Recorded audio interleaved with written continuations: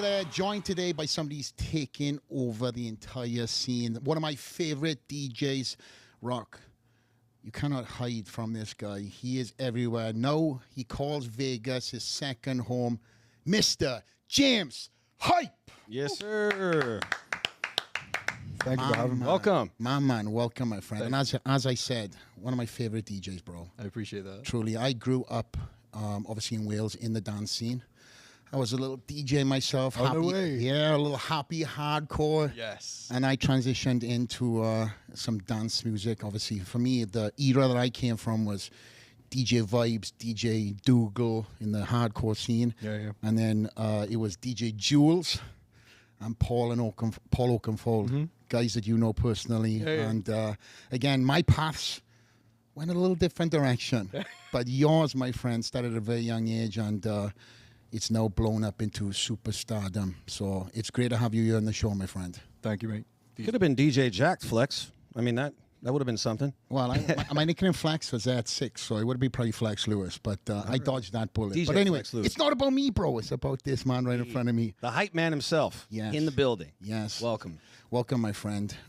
Listen, we can talk about so many different things, but for me right now, you're taking over, bro. There's not a station, if I'm watching or listening in dance, that doesn't have one of your songs, and again the collaborations and just your trajectory that has happened in the last couple of years. Does it really hit home, like, whoa, this guy all the way from the UK now is seen all over Vegas, billboards and everything else? I feel like Vegas is one of those places where it does hit home, because you realize, oh, this is as big as it gets, you know. There's a lot of things that don't really hit home, and you don't realize how far you've come. And I'm sure you can probably relate from the success that you've had. But when you do see the Vegas billboards and stuff, it is a bit like, whoa. Yeah. When did you really see like this yourself blowing up? When was it you realized it's like, wow, my music is getting into years that I never really knew? Well, I've been doing this a long time, and I really had a moment during the COVID pandemic where I was so active on the internet that loads of people discovered who I was. And then as the world got normal again after that, I was just kind of riding this path. And from then onwards, it's just been a upwards journey.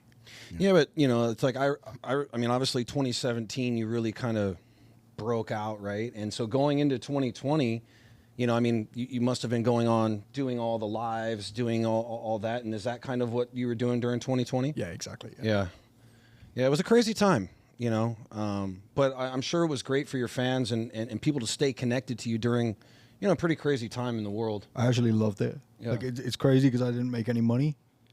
I had to like borrow money to survive and whatever, but I'm probably similar for you actually with the gym or whatever. Like, but yeah, I didn't get paid, but I just had a great time. I was just hanging out, DJing every day, making amazing music, and I'm actually really grateful for that time. Yeah, obviously for me, making that move from Florida to Las Vegas, you know, we kind of see and obviously, listen, COVID was COVID, right? It was crazy times for some people and for everybody, but you really had to, for me, I had to take a step back and see what I could change my life from this during that time. And you poured into your music. You know, that was something that you just doubled down on every day, just putting lives out and just working on yourself.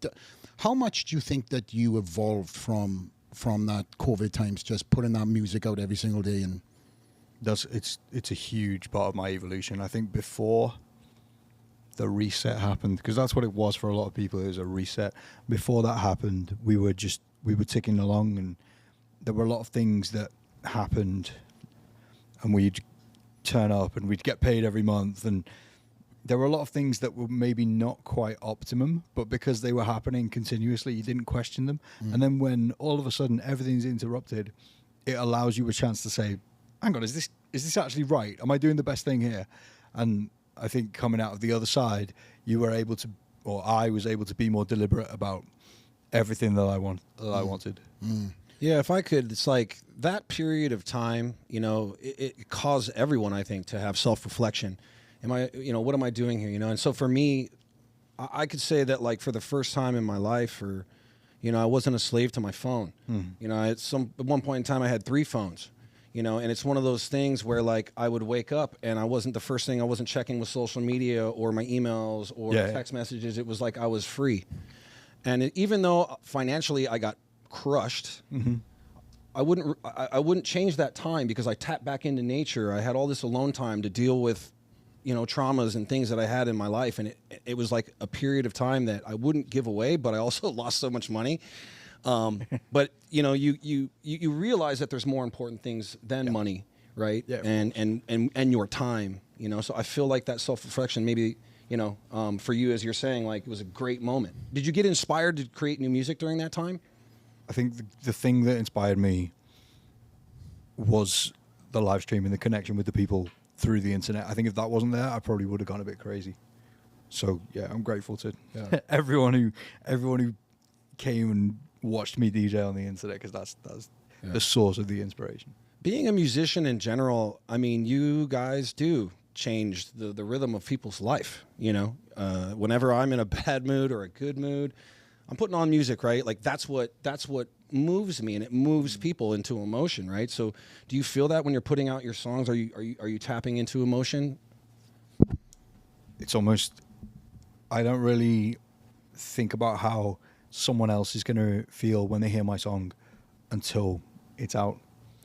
It's almost like it's my song until it's not, and then it's everyone else's song. But it's hard to see it as everyone else's song while it's still my song. Right. It's kind of like you're speaking to yourself, and if they feel it, some people really feel it. Yeah. And obviously, I really want them to. It's kind of like a child or something, I don't have children, but it's how I imagine having a child to be. But it must be wild to see, like I know you play a lot of festivals like EDC, and you're seeing, 200,000 people just, jumping up and down to one of your songs. Like I'm getting goosebumps just talking about it, because it's just a crazy thing, man. Yeah. It's crazy. It's awesome.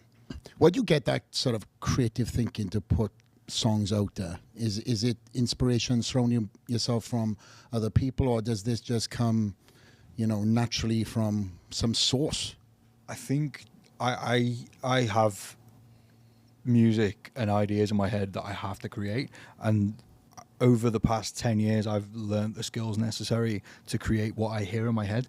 And before I could do that, it was almost frustrating. It was like, I really want to make this, but I can't get it quite right. So I just think, everyone creates and everyone gives to the world in different ways, and the way that I was designed to give to the world was like the kind of musical creation. Do you hear it in your head first? Because I got a monkey with a tambourine in my head before I go to bed. I don't know how that transitioned into me making or producing music, but I'm sure that monkey's not in your head. Hopefully not, anyway. Different monkey. Yeah.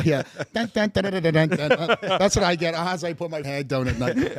But no, listen, let's take it back down to the James hype, that young 17, 18-year-old stepping into a bar for the very first time, your first gig, if you want to call it that, at that age, to then transition into, your sets that you were playing in Liverpool.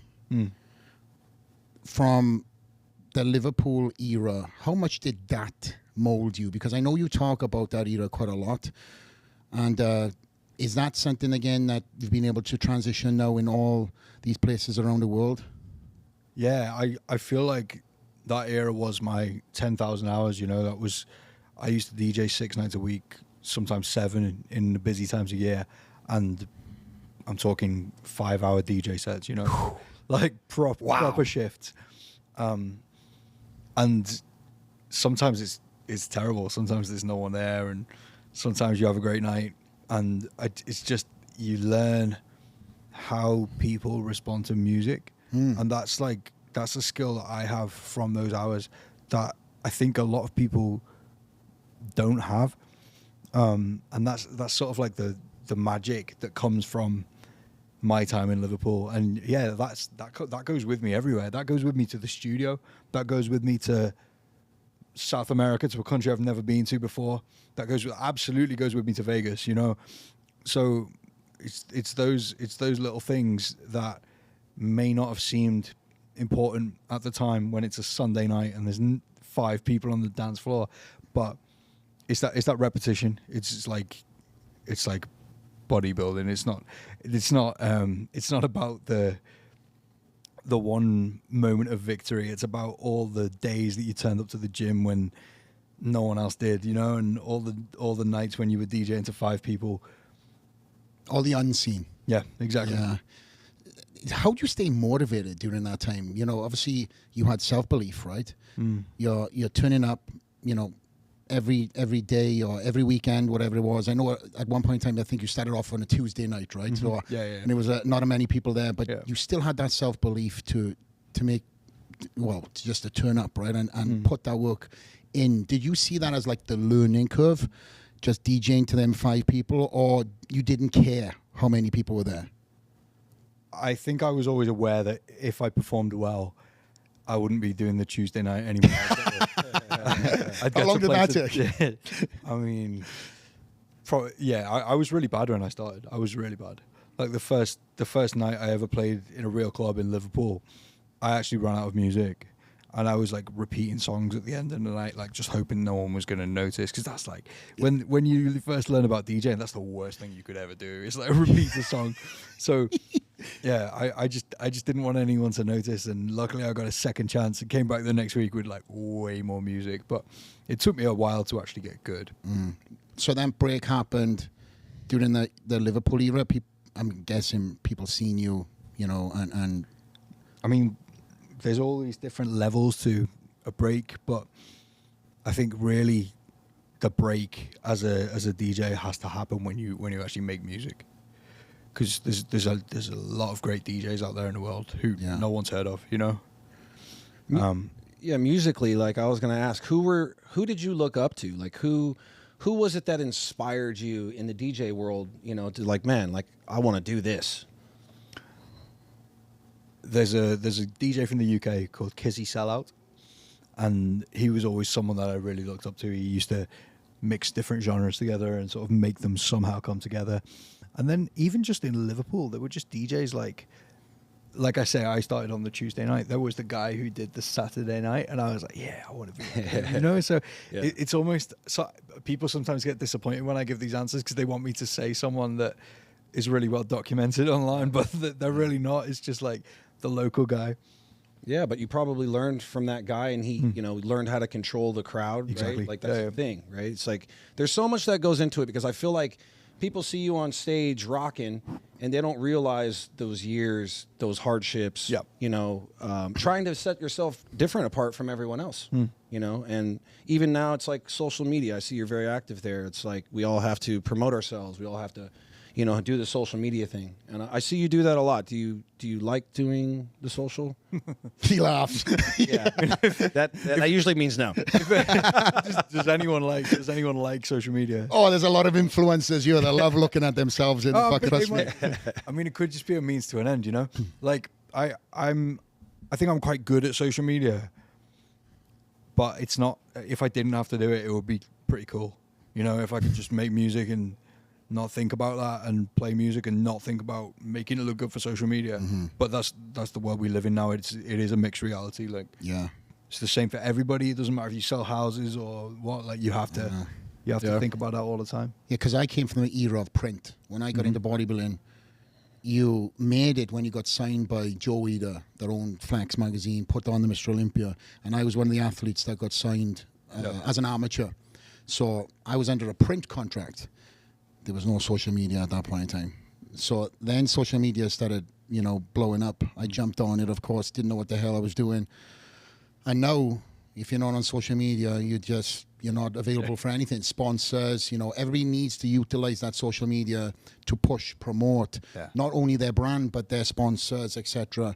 But you've done one hell of a job, for being that DJ that really pours into his fans, because again, that is now something so tangible. You create some content, and in your regard, you're playing a set, you chop it up, you put it on social media, everybody gets to see you playing, overseas, but yet they're coming into their living room, into their phone. That sounds actually a bad sentence. They're playing off the phone, into your living room, off the TV. But again, that just goes to show the evolution of every aspect. My world, your world, his world. Yeah. You just have to be on that. But that's really being able to blow you up. You know. Oh, for sure. Yeah. It's a love-hate thing, right? Yeah. Because like there's part of it where it's great that you can like really connect with your fans, you know, like one-on-one even, right? That wasn't available to other artists before. And then it's also having to do all that work and content and all the other stuff that goes with all that, and then people knowing everything about what's going on in your life, right? Yeah. So there's like these good things and these bad things, but as we're evolving, it's like we all got to do it. So you know, you mentioned earlier about making music, and you know, you've worked with some massive DJs, obviously come from the UK, Craig David, Craig David. Bloody Americans got me saying Craig now. Craig David. I have always called him Craig for the record. Good. My brother's name is Craig, not Craig. Craig David is one of them guys that you worked with and, you know, blew you up into a different genre. Yeah. How did that come about? I'm actually trying to remember. It was so long ago. Sorry, Mo.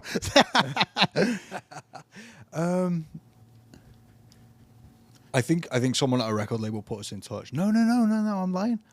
It's a way cooler story than that. I actually just DM'd him on Instagram, and we'd never even met. But somehow he saw my DM, and I had this song, the No Drama song that you're talking about, and it was like we'd written it with one of the most like successful songwriters from the UK at the time. So we were leading with that. It was like, oh, we've got this amazing song, and it was written by this guy, and yeah, he was up for it, and we met up we went to his studio in London, and then we did like some shows together in Ibiza and stuff. And he's so nice, like he's just such a positive influence, you know.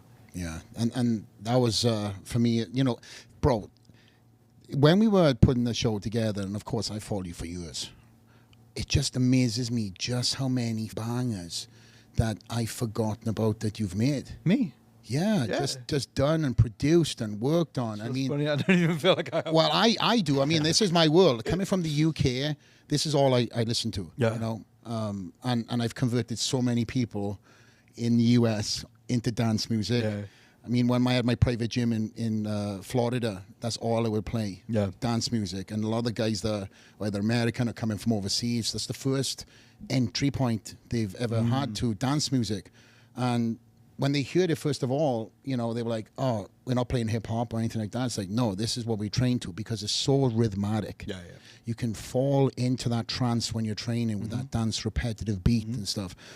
And then so many people now have been introduced to dance music through music that you've produced, which I can personally say because I've been there. Again, not that I've said you got to listen to James Hype, but I'm going to go back and tell these people I introduced them to James Hype. But since I brought you on the show, you're claiming me now, yeah.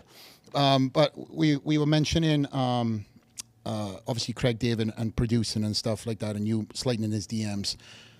Obviously, outside of Flex Lewis, sliding in the DMs. Or did you message me? I can't remember. Either way, who have you been shocked to wake up to and see a DM from? F1 driver. Nico. OF model. What's that OF model? A bunch of those. There's a few OF models in there. Bro. Let's go. Nico Hulkenberg. Yeah. So I need to try and like link up with him, but he sent me a message and he's like, hey, he's a big fan. It's crazy. I told my dad, and my dad was like, what? Like, because my dad couldn't believe it because he's like big superstar to my dad. Yeah. Yeah. Anybody else? There's probably so many. Yeah. Bro, I mean, right? is there anybody that you really want to work with, right? Like, and you do a lot of collabs, you know, so as you continue forward, like who is like I want to do a track with that guy, girl, whatever, right? Like For vocals, it's got to be The Weeknd. That'd be huge. crazy. Huge. Yeah. Got to make that happen. Yeah. Has anything happened yet? Is the conversation started? Okay, this No conversation. We are going to tag all the fans now watching this. Make sure you tag the crap of The Weeknd. Yeah, Abel, come on, let's get him on. Yeah. I want some skin in the There's game. something here. Yes, most definitely. Anybody else?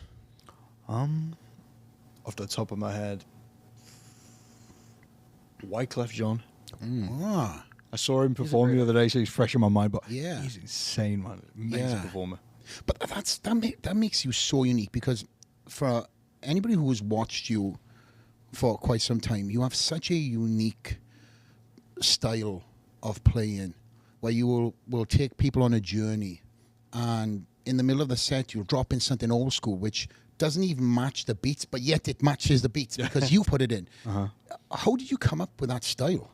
I think it's my own sort of musical palette, because like we were talking about when I used to DJ every night of the week, I wasn't just playing house music, I was playing all genres of music, so I have an understanding of all these different genres. And then just even when I'm at home, I don't really listen to house music. I mean, I do if I'm in the gym, but if I'm chilling at home, I'm listening to like classic music from the 80s and stuff. So I think I know quite a lot about music.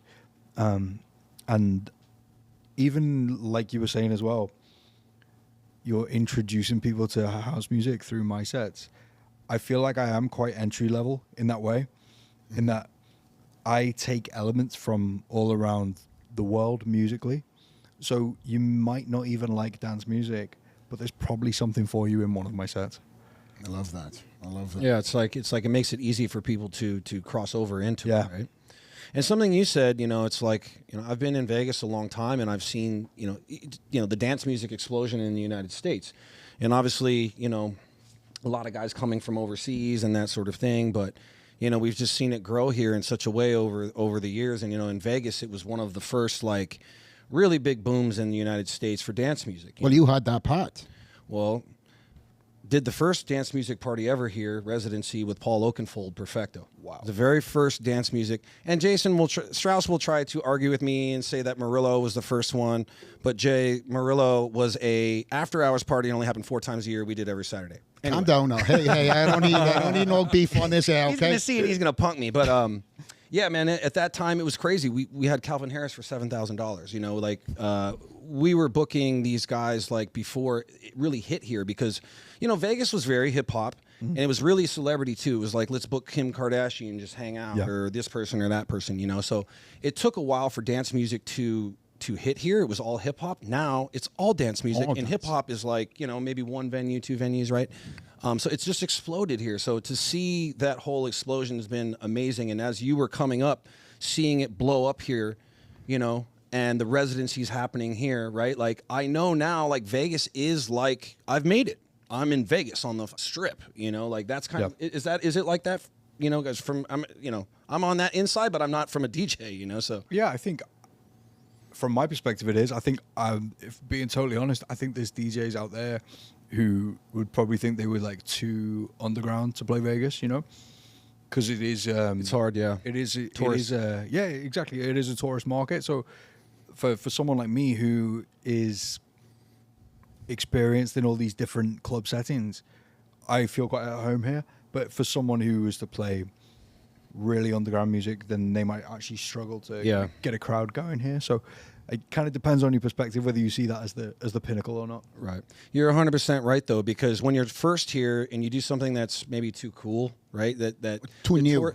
Well, like Vegas is a very touristy market. When you get into New York and LA and different pockets, you get this really cool underground scene. We are a very tourist-driven market. Everybody coming here wants, like they want those tracks they hear on the radio and certain things like that.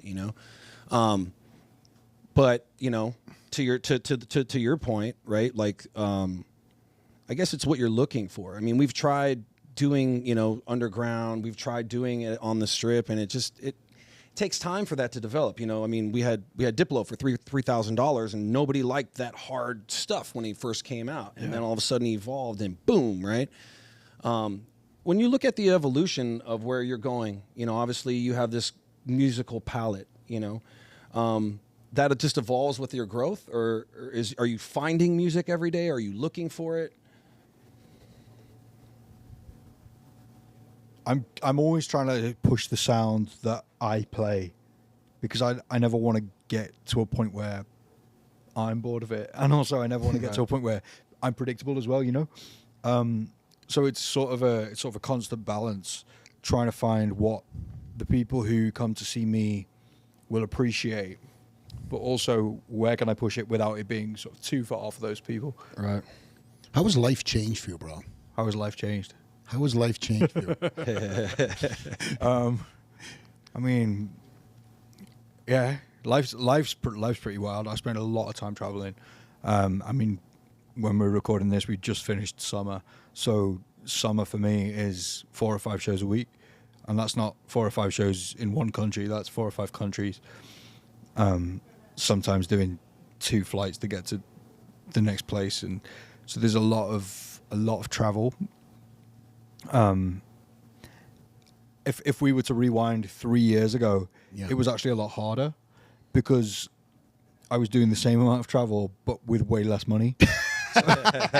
Well, that's improved. So when you get paid more money, then you can afford the private jets and stuff like that. And people on the outside may see that and think, oh, it's excessive and whatever. But that's actually what allows a lot of the top DJs to actually do the shows that they do, because there is no way that you can get from Croatia to Ibiza waiting on lines in the airport. Yeah. Or even then, like sometimes there are routes that you actually just can't fly. So yeah, life is hectic a lot of the time, and then very fortunate as well. Like in the time that I do have off, like I was able to take my whole family on an amazing vacation, and yeah, it's trying to find that balance, because it's easy to just work, you know. And just trying to make it special and make things happen that we'll all remember. Yeah, and during that time too, you still have to have that creative mindset. You know, you have to. You're always consciously aware. You know, I've got a lot of friends in different genres, right? Excuse the craziness outside the door. We have a zoo here at the gym right now, as you can hear. And we don't have headphones on. There's a line out there waiting for Flex. We don't have headphones on today because James Hype said no headphones. I am done with the headphones, he said. Stop you from wearing He wears headphones all the time. He needs a day off. That is true. I just got to bust his balls. But even when you're on the road, a lot of, and again, personal friends, no names, that have produced music, they then live off that track for as long as they can. But the guys who are really ahead of the game, they're already working on the next, or they've got a couple of ones in the back pocket. Yeah. So when you're taking that time off, are you still conscious about making sure that we have already got something that's going to be coming out soon to follow the last banger? Yeah, I'm never satisfied. You know, Never. I'm like, obviously that's a bad thing, isn't it? But like. Yeah, I get it. Trust me. Oh, the trophies on the wall. Yeah.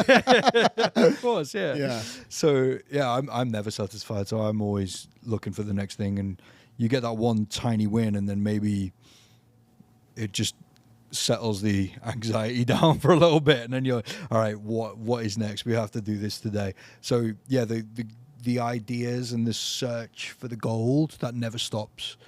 And I'm actually really good at sort of doing that wherever I am as well. Like I make some of my best music on a flight to Vegas or whatever. Oh, really? Yeah, just no one's on the phone, no one's So yeah, put the headphones on and I can. The life on the road though, you know, can be tough, right? Like, and I don't know how much you party or drink or whatnot, but I've been on the road with a lot of DJs, and it's like being extremely hungover, waking up at 6 a.m. to get on a flight at 7, then getting on another flight the next day hungover, then getting on another flight the next day hungover. Like, and you talk about balance. Like, how do you balance that with, you know, fitness, your mental health, and like I said, I don't know how much you party, but I've been around guys, and I'm like, how do you do this? Like, how do you live this life? Like, so I don't party when I work, and if I did, I wouldn't be able to. Yeah, I wouldn't be sat here like feeling as good as I do, you know. Yeah, he was texting me at 2 o'clock this morning. So this guy is fresh as the daisy right now. No, I think if I'd have been successful when I was a bit younger, I probably would have partied more. But I'm how old am I? 34 years old, and I probably saw majority of my real success after the age of 30. I mean, when I was in my early 20s, I was going to Ibiza and having some crazy nights like a lot of people do. And I still have that in me, which can be pulled out occasionally, but we all do. We all do. Yes. We all got a devil in there somewhere. But yeah, for me, that's separate to the work. And I think that is really important, because like I don't understand how anyone is maintaining like a healthy mind and a healthy body. You've seen it though. You've definitely seen it, right, with other DJs. Oh yeah. It's wild, right? Like, yeah. And it just thinking about getting on a plane every day hungover. Yeah. Also, the private jet probably helps that.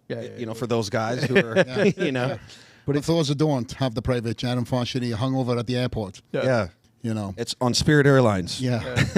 But with something you mentioned, you now are on your own fitness journey. Yeah. I've seen you. I think it was COVID times, maybe a little bit post-COVID times. You started really getting in shape, and I see your physique changing. As that fitness journey synergistically helped you with your career and your performances? I would say mentally, yes. I mean, physically, it doesn't really matter. I'm jumping around a bit on stage, but you jump a lot, bro. This guy is an energy bunny. I don't know where the hell he got he's that burning energy. all the calories there. Yeah, that's my cardio. We should put a whoop on him and just track that once. I don't know. I think he'd burn the whoop out, bro. Yeah. But yeah, I think mentally, yeah, it helps. Just about 2-3 years ago, I got like a sort of moment where I was like, I actually really want to start like properly going for this fitness thing, because I used to when I was younger. I used to go to the gym 7 days a week when I was younger, and then I think I got really busy with work, and it just started getting less and less. And then a few years ago, in fact, you had Wes Watson on your podcast. Yeah. Yeah. So I came across a load of Wes Watson videos, and I was like, yeah. Says fuck a lot, yes. I was like, I love him. Like he's so love-hate, isn't he? Yeah. But, that's the correct term. yeah. But yeah, I saw a few of his videos, started deep diving into Wes Watson. Next thing you know, I'm in the gym every day. And I'm talking like, got back from the show at 3 a.m., got a flight at 9 a.m., I'm getting up at 6 to go to the gym. Wow. And like to the point where it was like, it's probably actually not good for me to do that, because the sleep really kind of has to come first. But I got a bit obsessed with the gym after watching Wes Watson anyway. And then from there, I started taking it seriously and like figuring out what I was doing. Yeah. Got a trainer and just actually learned how to do all the kind of the correct motions and stuff. Because I think, well, a lot of people, as men as well, we all believe that we just sort of know everything. And yeah, and that's my wife. Yeah, I was gonna say. Yeah. And yeah, like we actually don't know everything, so sometimes you can ask for help with things, and yeah. So you will have a trainer that follows you. No, on the road? I don't have that much money. But, I have a trainer in London, and yeah, when it's not the summer, I can spend 3-4 days a week in London. So yeah, training with a trainer most of the week, and then a bit of stuff on my own as well. Do you on the road? Do you make sure you have that time for the gym? No, it's not a priority. It's the sleep is the priority, and sometimes that is actually just hard to get. So if I can train 4 days in London, smash it out, I'm happy to do the 3-day weekend without hitting the gym, and I'll just come back on Monday and smash it. Yeah. So it's just finding that balance. For me, being the bodybuilder for so many years and then retiring, every time I stepped in the gym, the only way I knew how to train was just as I did for the Mr. Olympia. Yeah. It'd be like probably telling you, okay, James, you only can play pop music in this genre, and that's it. You can't go as crazy as you do, and you can't jump around.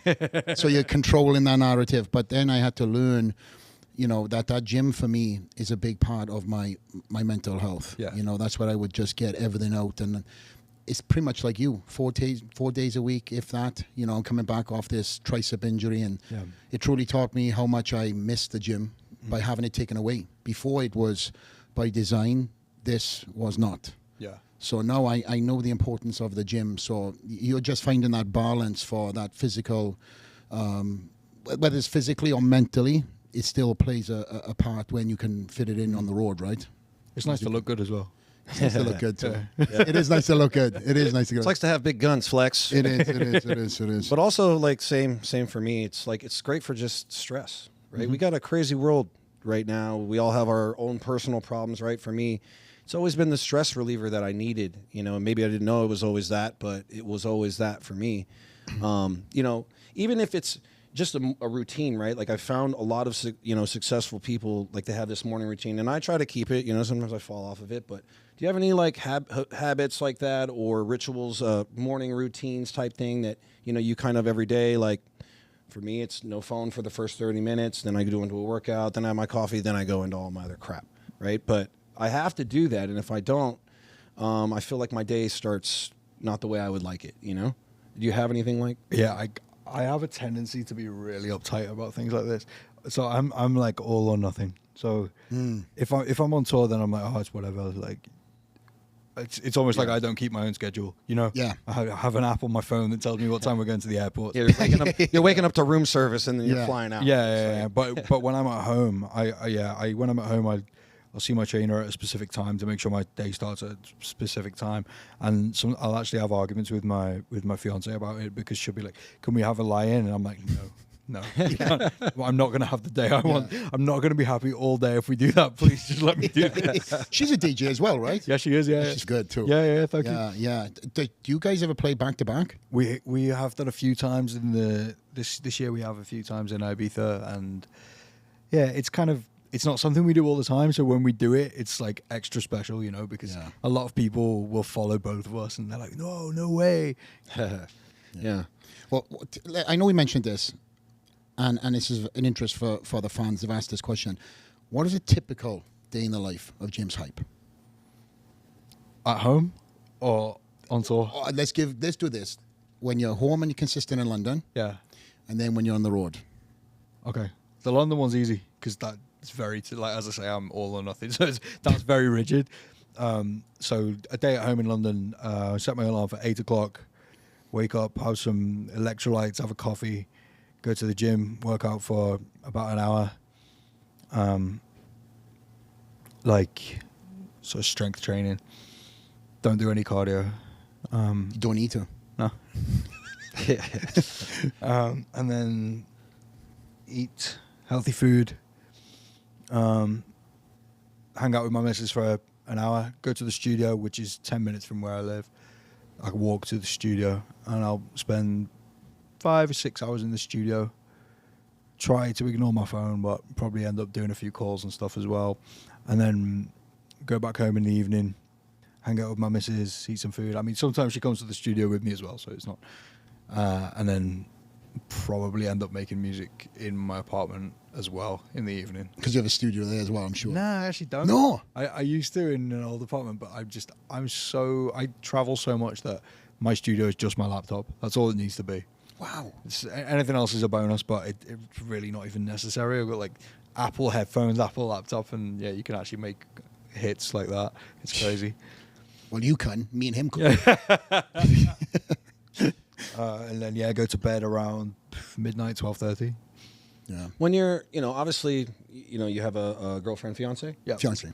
Outside, being on your couch eating snacks when you have time off, right? Because I'm sure like that's probably your favorite time is nothing, right? Oh, yeah. Nothing is the best thing, but outside nothing, is there anything you really enjoy that you like to do outside work, outside the whole party life? Like, is there something there? Like Flex grew up, training birds, and he has these things that he's done, bro.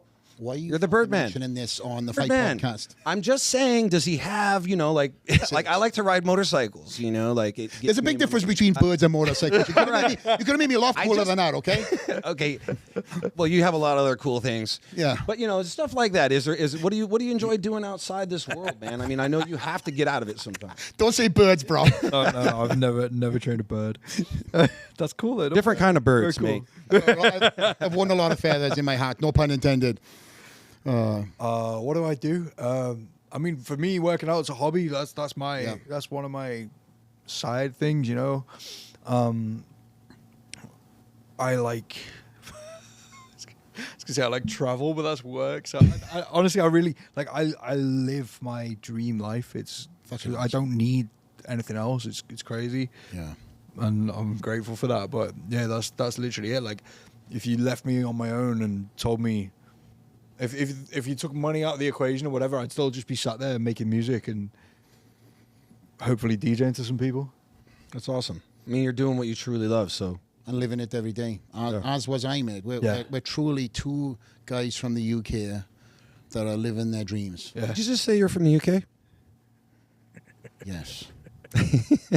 From Wales, UK, part of the United Kingdom. What? Obviously, we've had some questions for fans, and I'm kind of dripping them in. But what is I would say the most weird and random thing that's ever happened to you during a set? During a set.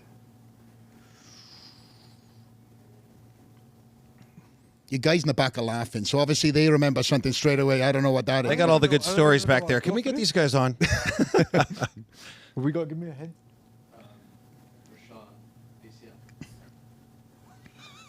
All right, so we're at this club in Mallorca, and if you're from Europe, you probably know Magaluf. It's like the place where when you're 18 years old, you go on like a holiday there with your mates. 16. Yeah, me too. Yeah, cheap drinks and it's loose.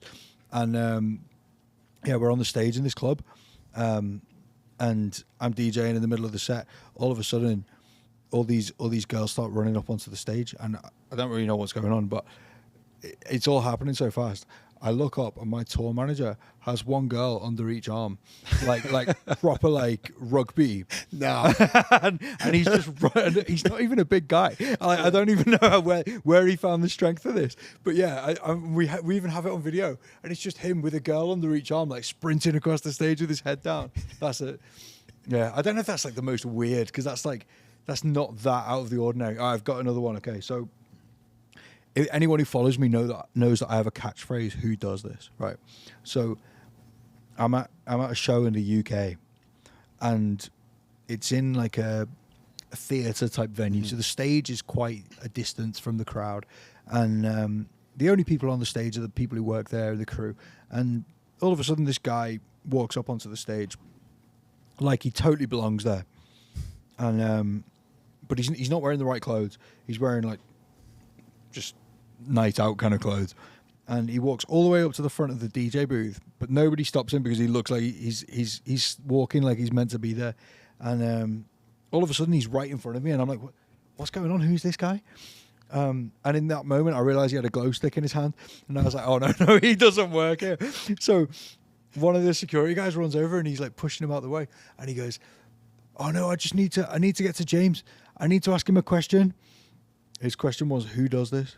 Who does that? Yeah. So he's run all the way up to the stage and found his way on there. Just to while like people when they've had a bit to drink are just like they're just they different, lose. man. They lose all inhibitions. Yeah. I'm for me, when I was going out, back in the day, somehow people would find themselves in the DJ booth and try to take over the DJ. Anybody try to jostle you out the way or grab the mic or anything like that? You've had anything like that that's ever happened? Oh, mics, yeah.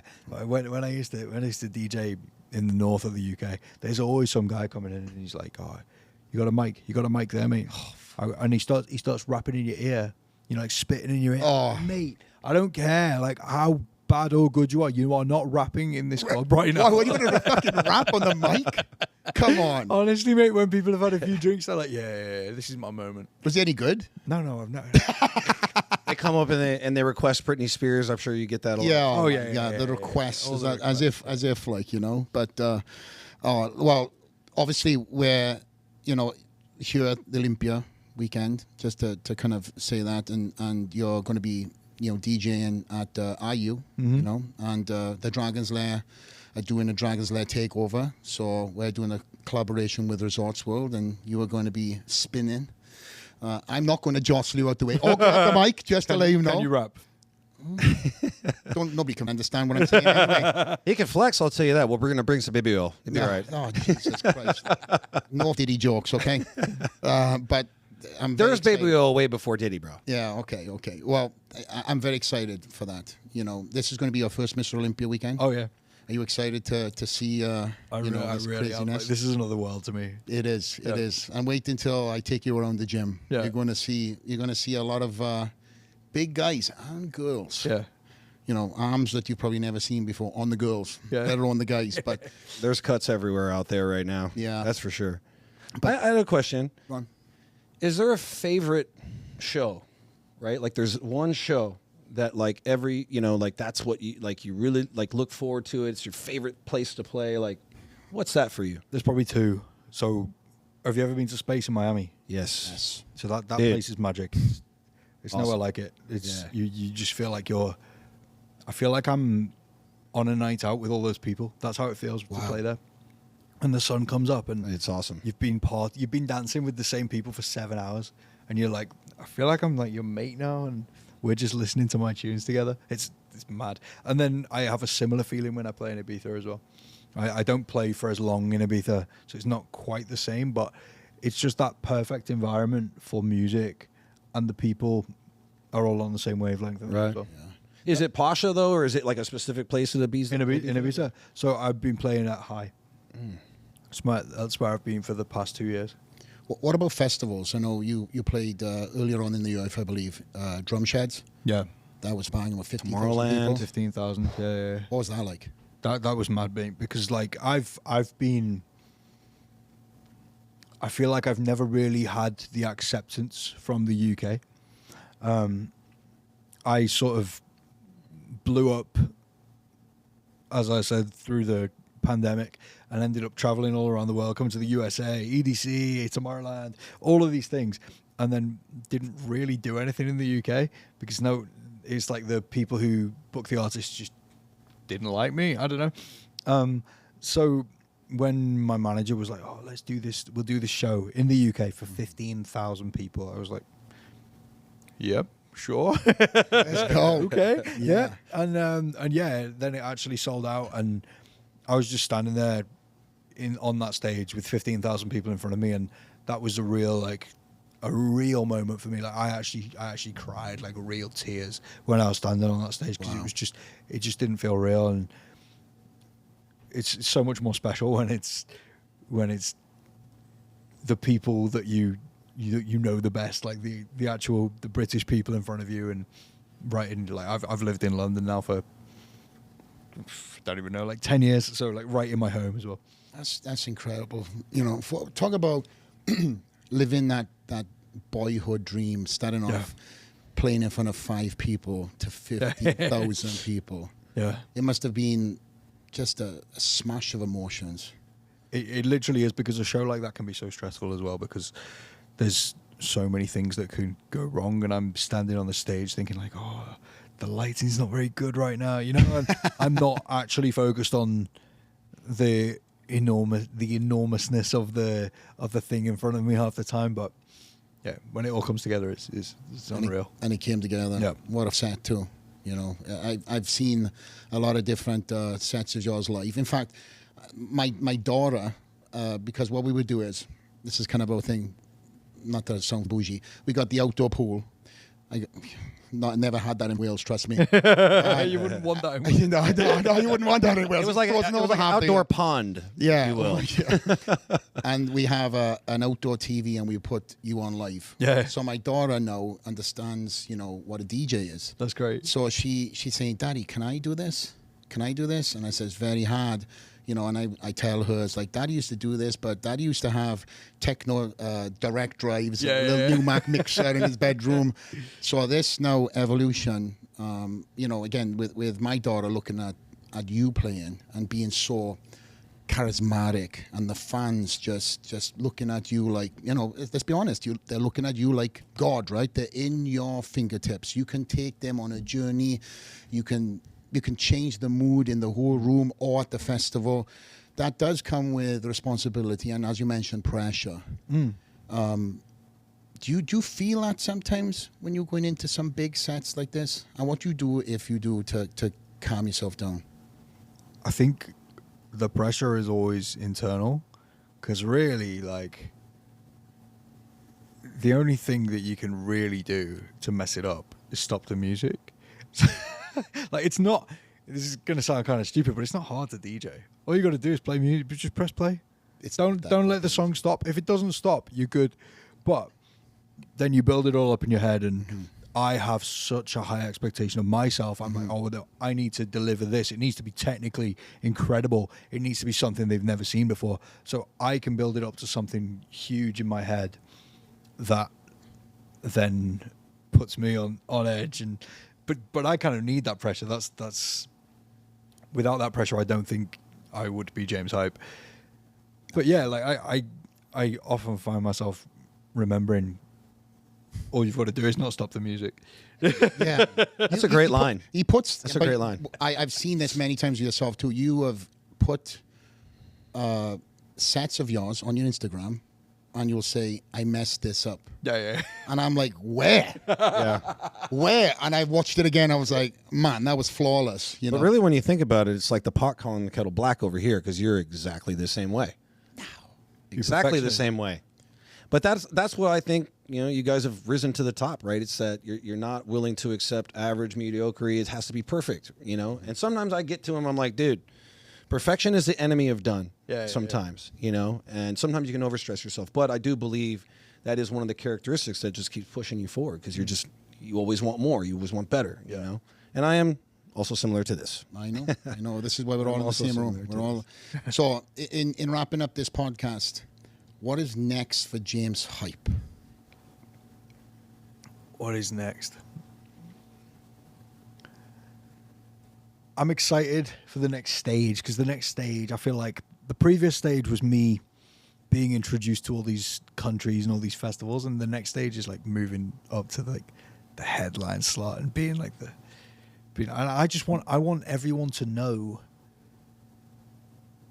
who I am, and I want it to be like, when you think of a DJ, I want you to think of James Hype, because I want to show people what a DJ actually can do, because a DJ is such a broad term. Like, we even talk about the people who play records on the radio as a DJ, and I want to show a DJ can be someone who gives an incredible performance and presents to you the music that you may or may not know in a way that you've never even heard before, and sort of bringing all of that together. And yeah, I want to be an example for the people like your daughter, you know, who look at that and think, I want to do that. So yeah, that was a very messy answer, but I want to show people what's possible. And you're certainly living in, my friend. Rock, is there anything you want to add to?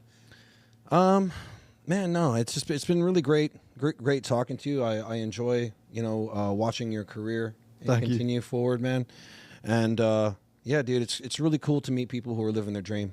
You know, it is. So I get to sit around this guy all the time. And from my perspective, mate, as I mentioned earlier in the podcast, I've seen you grow, not obviously physically, you know, I've seen that change too, but just how you have grown in your fan base, how you've grown through your music, how you are doubled down in how you play your sets. To me, there's nobody else like James Hype. Thank you. You take us on a journey, and it's truly inspiring to hear and know your story. And I want to say a thank you again, mate, for making time today to sit down and tell us a little bit about you and where you're going next. So from you to you, my friend, anytime you're in Vegas, this is your home from home. And I'm excited for the future. No, it's really nice to actually just connect our two worlds as well, you know, because this is something that I look at from a distance, and obviously you're the same with me. So yeah, thank you for having me. Now you guys are going to work out, and you're going to be really regretting that tomorrow. Yes, we actually are. Thank you for reminding us. Tomorrow we're going to get a workout in, and I'll let him choose the body parts or whatever that is. He's probably going to train triceps since he knows I got a mangled fucking tricep right now. But nonetheless, it's been a blast and an absolute pleasure, bro. I'm excited to see your set on Saturday, and as I said, now that you call Vegas your second home, I look forward to seeing you much, much more. And anything I can do, we can do for you whilst you're here, you know you've got a friend now. Thank you, brother. My man. This is Flex. It's Rock. James Hype. Straight out there. We are out.